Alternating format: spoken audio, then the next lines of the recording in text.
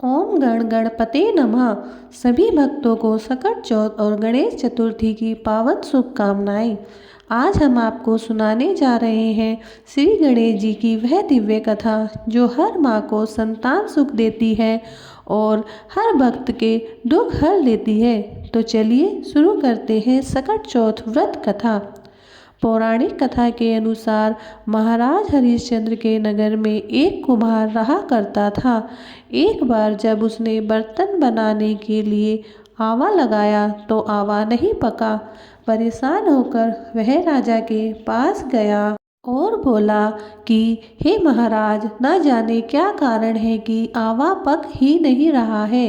राजा ने राज पंडित को बुलाकर कारण पूछा। राज पंडित ने कहा, हर बार आवा लगाते समय एक बच्चे की बलि देने से आवा पक जाएगा। राजा का आदेश हो गया। बलि आरंभ हुई। जिस परिवार की बारी होती वह अपने बच्चों में से एक बच्चा बलि के लिए भेज देता। इस तरह कुछ दिनों बाद एक बुढ़िया के लड़के की बारी आई। बुढ़िया के एक ही बेटा था तथा उसके जीवन का सहारा था, पर राज आज्ञा कुछ नहीं देखती। दुखी बुढ़िया सोचने लगी, मेरा एक ही बेटा है, वह भी सकट के दिन मुझसे जुदा हो जाएगा। तभी उसको एक उपाय सूझा। उसने लड़के को सकट की सुपारी तथा धूप का बीड़ा देकर कहा, भगवान का नाम लेकर आवे में बैठ जाना, सकट माता तुम्हारी रक्षा करेंगी। सकट के दिन बालक आवा में बैठ गया और बुढ़िया सकट माता के सामने बैठकर पूजा प्रार्थना करने लगी। पहले तो आवा पकने में कई दिन लग जाते थे, पर इस बार सकट माता की कृपा से एक ही रात में आवा पक गया। सवेरे कुम्हार ने देखा तो हैरान रह गया। आवा पक गया था और बुढ़िया का बेटा जीवित व सुरक्षित था। सकट माता की कृपा से नगर के अन्य बालक भी जी उठे। यह देख नगरवासियों ने माता सकट की महिमा स्वीकार कर ली।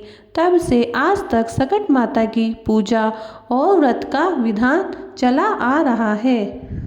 आइए सुनते हैं सकट चौथ व्रत की दूसरी कथा, देवरानी और जेठानी की वह कथा जो सच्ची भक्ति का फल बताती है।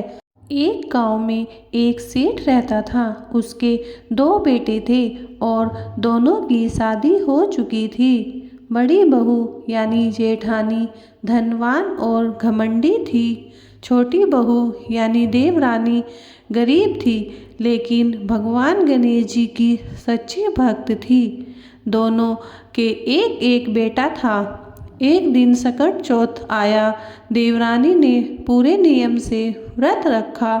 सुबह स्नान किया, घर साफ किया, गणेश जी की मूर्ति रखी, दूर्वा मोदक चढ़ाए और पूरे दिन कुछ नहीं खाया। जेठानी बोली, इतनी मेहनत क्यों करती हो? गणेश जी थोड़ी तुम्हारे घर आ जाएंगे। फिर भी उसने दिखावे के लिए व्रत रख लिया। रात को चंद्रमा निकला। देवरानी ने पहले गणेश जी को भोग लगाया, फिर चांद को अर्घ्य देकर व्रत खोला। जेठानी ने बिना पूजा के जल्दी जल्दी खा लिया। कुछ दिनों बाद जेठानी का बेटा भयानक बीमारी से ग्रस्त हो गया। डॉक्टर, दवा, पूजा सब बेकार हो गए। उधर देवरानी का बेटा स्वस्थ और खुश था। जेठानी रोते हुए बोली, मैंने सकट चौथ का अपमान किया, इसीलिए मेरे बेटे को कष्ट मिला। वह देवरानी के पास गई और बोली, बहन, मुझे भी सच्चे व्रत का तरीका सिखा दो। अगले महीने जेठानी ने पूरी श्रद्धा से सकट चौथ का व्रत किया। दिन भर उपवास, पूजा, भोग और चंद्र दर्शन किए। उसने रोते हुए गणेश जी से प्रार्थना की।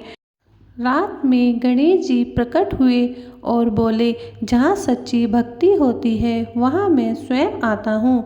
उसका बेटा ठीक हो गया। सकट चौथ धन या दिखावे से नहीं, सच्ची श्रद्धा से फल देता है।